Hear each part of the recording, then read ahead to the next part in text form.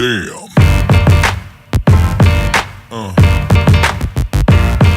Yeah. Yeah. Yeah.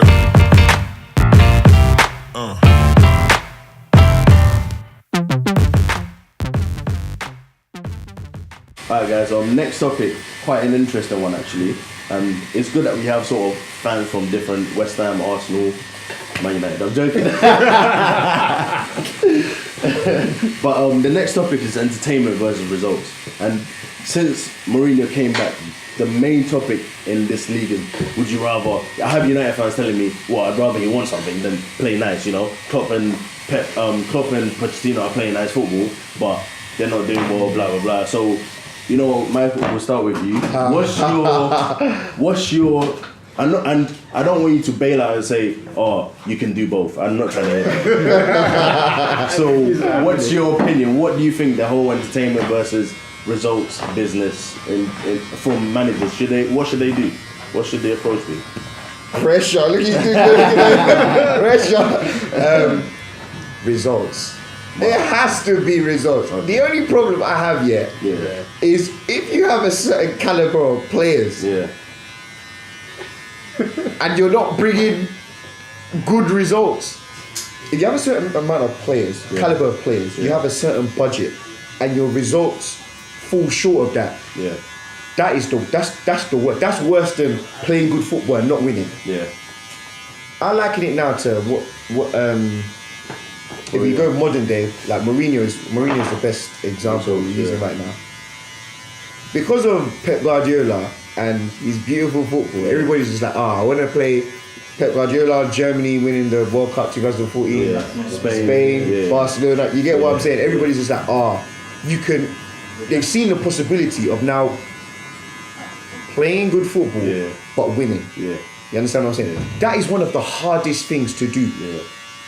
Cancel everything that's happened recently. If we go back, football heritage, as Mourinho used to call it, every time it's just effective. Let's just win. You're just trying to win. Italy 06, I remember they just wanted to win. Just wanted to win. None of that. Yeah. However, with the resources clubs have now, you understand what I'm saying? Everybody wants to try and play attractive football, but at the end of the day, it's results. I need to see results. And even right now, it's a coaching thing. Mourinho is underachieving. Is it? Yeah, he is. Standard of football results, he's underachieving. There's no. He's progressing the club. Look from where they were to where they are now. Do you think they're underachieving? He's made progress. Yeah, he's made progress. But they're underachieving. But without City doing what they're doing, he'd probably win the league this year. Yeah, but that's without. But City are here. We have to take. And I understand what happens in Europe. Yeah. You understand what I'm saying? I believe European clubs have always played football in a good way, in a progressive. Maybe now, because of what Pep Guardiola's done, it's come to light more. You understand what I'm saying? There's more emphasis, but they've always played the right way. You look at Villarreal, Valencia, or back then, Borussia Dortmund when they used to have Rosicky. They always played. You look at their players and be like, even Leon. And Leon. They used to play. Yeah. But when we were over here, it's results. Because that's what they cared about now, and it's now they've changed their tune. We change. It's results. But at the end of the day, it is results. I feel right now, people are using good football as an excuse for not getting results. It's like another trophy. You want to know that your team can play the right way. Yeah. By the end of the day, it's results. Yeah. I think it's nice if you're not winning trophies, but it's a tough one because on one hand, all right, look when Chelsea won the Champions League. You know, they played awful football to win that Champions League. But no one really. Everyone just talks about the fact that they won the Champions League now. No one really talks about how they played, but. Yeah, so it can be a double-edged sword. I mean, you look at Southampton, right? They had Puel, played awful football, but they finished like 7th, 8th, and then they sacked him to play more attractive football, and now it looks like could be getting relegated. I mean, we had Big Sam, who was one of the worst, known for that. Yeah. But he proved he could play. The board said to him, "Listen, you need to play attacking Decent football, football, yeah. the West Ham way, as it was called." And he did it for a certain amount of time, and we was like top 4. Yeah. And then all of a sudden, like they said, he said you're not getting a contract to him, and then he was like, and then we just barely stayed up. Yeah. So it's an entertainment sport, football, isn't it? You go to be entertained, but again, it's the pressure of the modern day game. That's where I'm coming from, right? When it comes to football, it's about entertainment, right? I know the trophies means a lot, don't get me wrong, but that's why I think if you're a match-going fan, or if you've ever been to a boring game, you're not going to be sitting here talking about trophies. I'll give you an example. A couple of years ago, I went to Liverpool versus Stoke. This season, I went to West Ham, I think, versus Burnley. I can't remember the exact game, right? Listen, I was sitting there, I was on my phone, I was like, I can't do this. Honestly, I was like, I cannot wake up every Saturday morning knowing I'm going to go watch 90 minutes of this. That's not happening. Do you know where I'm coming from? And the reality is, only a certain amount of clubs can win the trophies. Let's be honest with ourselves. There's only, you know what I'm saying? Only a certain, how many clubs are in the world? How many can actually win the trophies? So you can't tell me it's a results business. Yeah, I don't want to get relegated, blah, blah, but I'm not waking up every morning to go watch nonsense. You place entertainment over results. Yeah. I think, don't get me wrong, you can do, but obviously there's the extreme where would you rather be entertained than get relegated? Does that make sense? Obviously, there's that extreme, I get it. But, bro, when you're waking up every morning to go and watch I watch Man United and Swansea, I was just watching, great win, but flip me. But can I ask you a question? Yeah, go on. Let's say, what year we had? 2018? 18. Yeah. Let's say about 14 years ago, 2004, yeah? Yeah. There was only one club Yeah. in the Premier League playing attractive football. Yeah. Like attractive football, you'd be like, yeah, this is the stuff. That was Arsenal. Yeah. And nobody really used to copy. Oh, yeah, but listen. So when you mean entertain, do you mean like I don't mean Premier ticky League, tacker. but I'm you mean talking like fast pace, bang, bang. How okay, United used to play, get the ball back. I'm not talking about forget Pep. I just want to be entertained. I just want to see you create chances. I just want to see you like.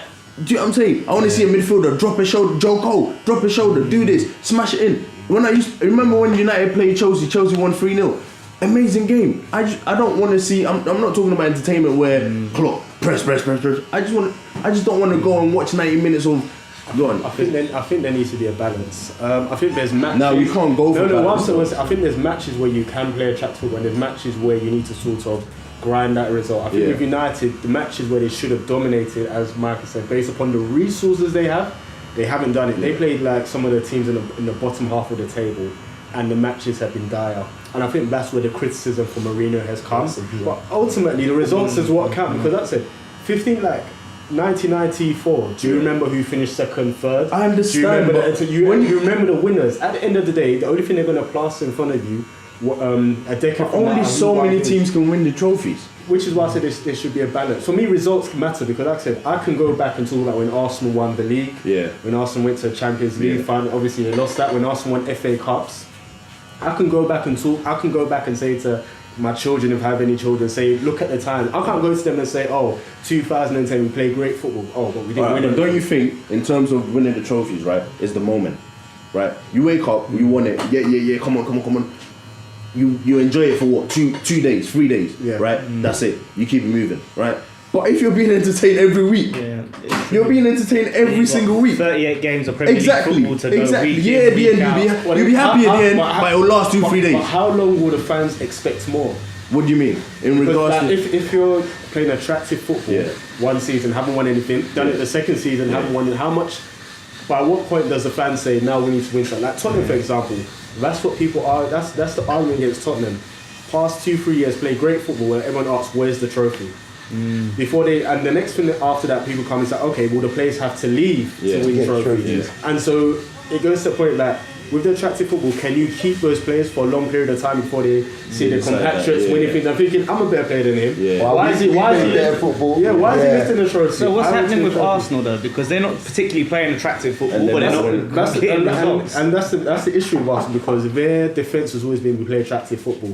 Which has sort of been exaggerated. They haven't played attractive football since about 2010, since the likes of Faderz and Nasri played. We've done things in little spates of football matches, but never consistently. Now the thing that is gone, there is no defence for us. People look like, hold on, you start to pick the holes more, you start to see the weaknesses more, and they can no more lie under that cover that, oh, we play great football. So just to sort of finish it off, right? Can you do both? And would that be?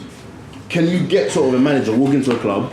Yeah, I know you need players suited to your style of play, but can you walk into a club with a decent set of players and play attractive football, or do you need specific kind of players to play attractive football? I think it's a managerial thing. Like I said, okay. people talk about this attractive football, but it's something that is embedded within certain coaches from when they were young. Like, this is my style of play. Yeah. They start to develop themselves to enable them to build a team to play that way. And so when everyone's playing, Mourinho's play attractive football, so-and-so's play attractive, it's like, it's not in their nature. But he's done it before. That's Mourinho. Remember that when Chelsea won the league? Yeah, the first half of the season. But it's not naturally his thing. It's like asking a midfielder who isn't created to play creatively. It has to be inbred with you. You have to develop yourself during the development years to enable you to do that. And so when people are saying Mourinho has to do this, this manager has to play this, it's like, no, every manager has a different style of play, and you just have to appreciate and accept it. Even Big Sam though, it's like what I was saying earlier, even Big Sam he got a few more attacking players, but when he had to do it, he went and did it, and it got results at the same time. So they're almost choosing of all people to just get the results. You can adapt, but there's so much there's so much of a burden that people have to do it. A manager can adapt to say, I can change my style, I can relearn a few things, but it shouldn't be a pressing burden that you have to. It should be a choice that manager say, I want to progress, let's try and change the style of play to sort of go the next level. So in terms of you being a West Ham fan and you being an Arsenal fan, you watch sort of all sorts of football from sort of at different levels. Would you take being entertained and staying up and be happy, or would you rather you're finishing in Europe like 7th or you're finishing top 10, but you can't literally go and watch a game because there's no entertainment value? If I'm not going to get the entertainment, there has to be a trophy. There has to be a trophy. Right. There's a trophy. I can take it because obviously we haven't won a trophy in like 38 years, which is a long old, not in counting the Intertoto Cup. But yeah, that's a long time. So I have to be winning. There has to be a reason. We have to benefit from it in some way if we're not going to be entertained. What way so? For me, the first thing, I would like to at least get the results.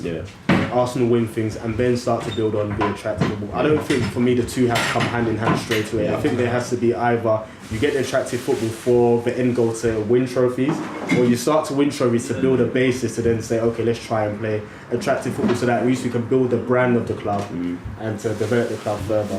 I've got an interesting question. If you play FIFA, when you play FIFA, are you like, you play sick, or you lost, man? Smacked you. No, but simple. You're not doing that. You know what, man did that nice one. Nobody cares about that. When I lose, I do look at the stats screen. I'm like, I get it, but just results. Do you know the reason why I'm saying results? I don't expect every team to play attractive football. It's so hard to do attractive football and to win. That is why Pep is so lauded. What he's doing is hard. People don't understand. It's so hard. Even Wenger at his time, it wasn't as... I don't feel like Arsenal's attractive football was as good as in 2004 that it was as in 2010. I think it was more silky. Then they just had a solid structure and they had players who had sauce. Just like that, and also it was less competitive, so it was easier for Arsenal to do that. Look how competitive it is now. So that's why you sort of have to praise Pep for what he's doing. He's playing against much more difficult and competitive opponents than when Arsenal were doing it. But again, don't you think it depends on the teams that you're playing as well? Like for us, for example, we played against Stoke. We were attacking. We were all over him, creating tons of chances. When we played against Chelsea, we were tight. We could compact. But that's not to blame you. We won the game. And we won both games. But that's not to blame you though, because I wouldn't expect you to punch out against Chelsea because of how much they spend, players of their caliber. You understand what I'm saying? If your team spends a lot of money, you expect something. If you're at the top, then you have to play a certain... I can't have you having top players. And so when Mourinho's at Chelsea, I had no qualms with what he was doing because the players that he had in his disposal, he was drawing he was drawing water out of a well that was low. He was, but yeah, United now. Pogba, You have Martial, the caliber of players that you have are so high. Sanchez. To play the football that you're playing is not right. If it was that case, then maybe you should have been at a different club, gone to Atletico. You understand what I'm saying? But at there, especially with the heritage that United have, maybe that's why a lot of people say that maybe he wasn't just the manager for us. But at the same time, they wanted to win. They wanted to have trophies.